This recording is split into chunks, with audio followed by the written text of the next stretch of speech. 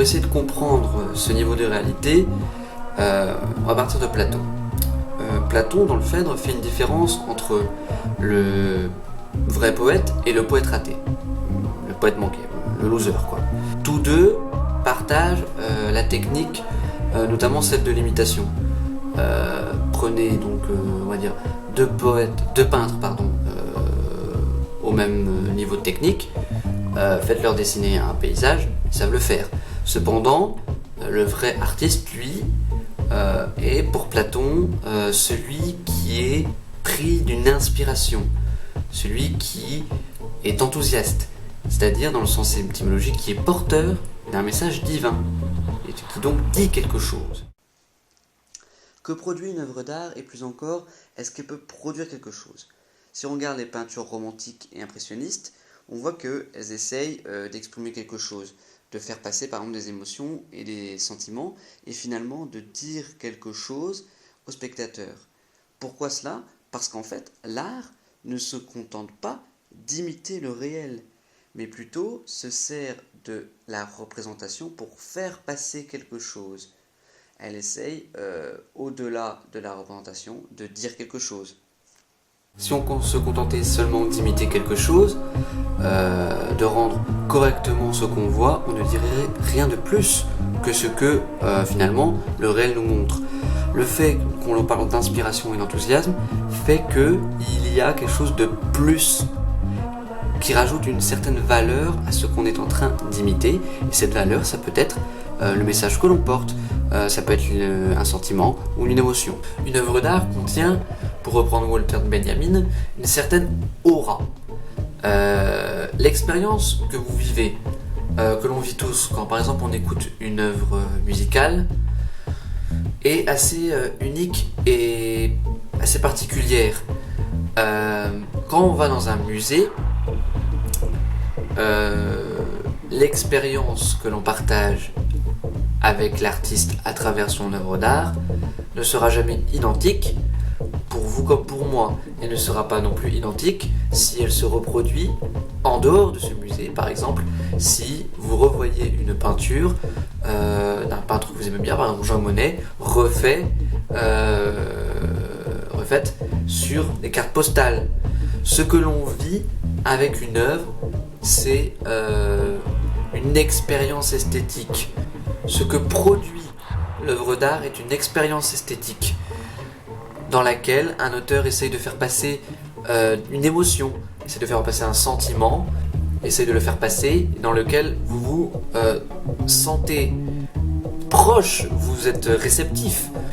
C'est ce qui fait que l'art, finalement, suscite de l'intérêt. C'est parce que une émotion, quelque chose se fait passer. Il y a un message qui est porté dans chaque œuvre. Ce qui fait que l'art peut être un langage, et c'est que finalement, entre l'auteur et le spectateur se communique, s'échange un sentiment, un message.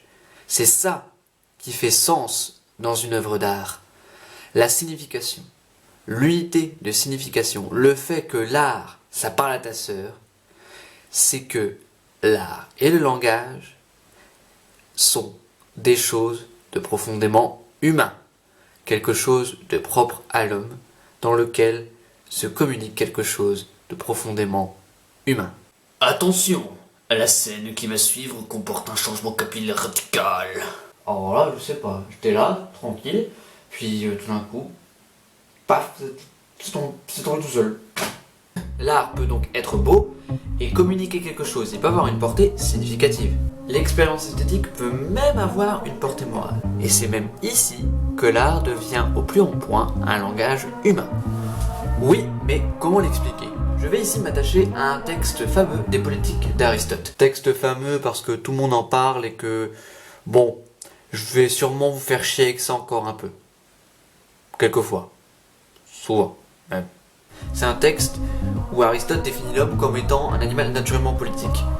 Je vais pas le faire tout en entier parce qu'il est long et que ça demanderait des heures.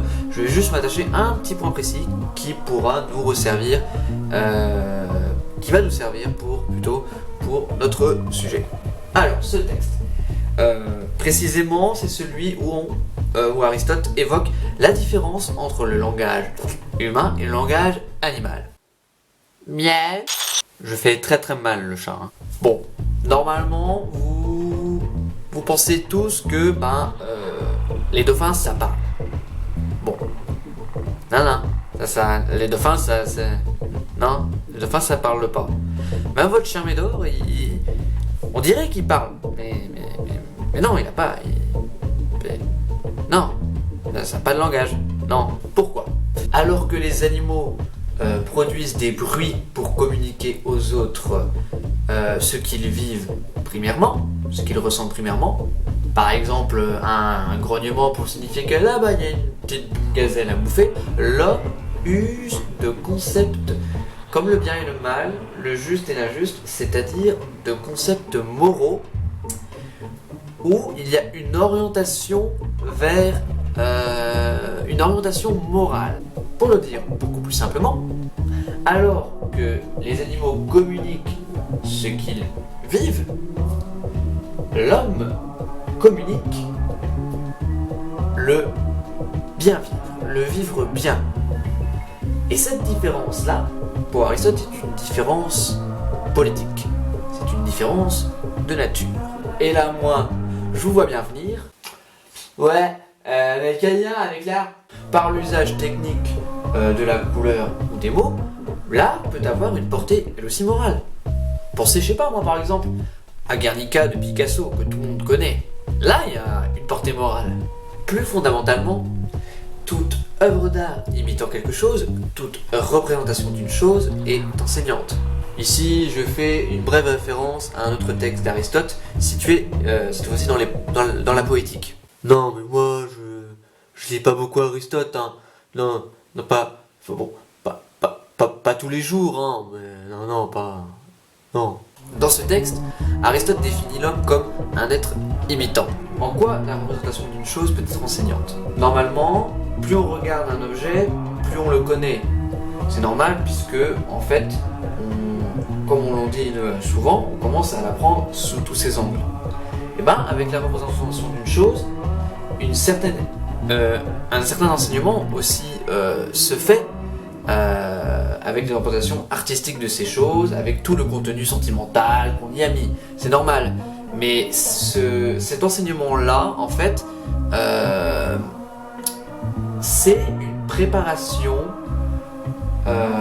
au bien vivre politique. L'œuvre artistique, son contenu enseignant, prépare, conditionne avec son contenu sentimental une orientation vers le bien vivre, en fait, à la politique, à la vie entre les hommes dans la cité.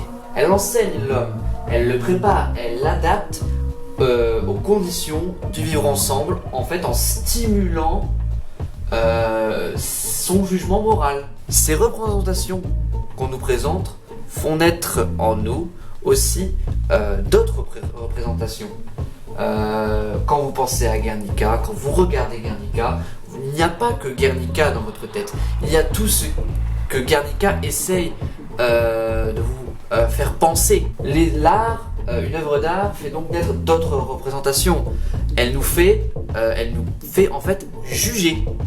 Elle fait naître en nous l'imitation. L'œuvre d'art fait naître en nous le jugement, c'est-à-dire en fait un dialogue intérieur.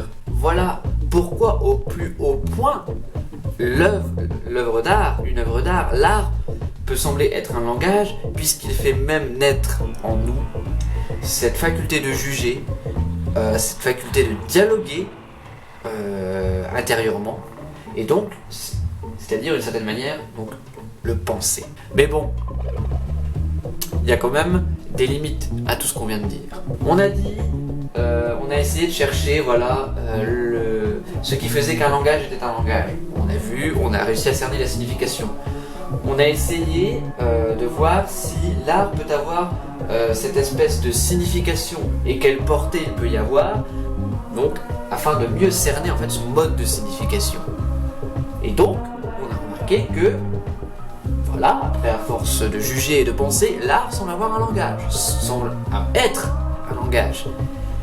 Mais il y a quand même des limites. Il y a quand même voilà, des choses, des contre-arguments qui permettent en fait de relativiser tout ce qu'on a dit et qui mettent en fait dans une certaine difficulté. Et là, je vais encore parler de Platon. Platon, oui Platon, le gros troll, le big boss.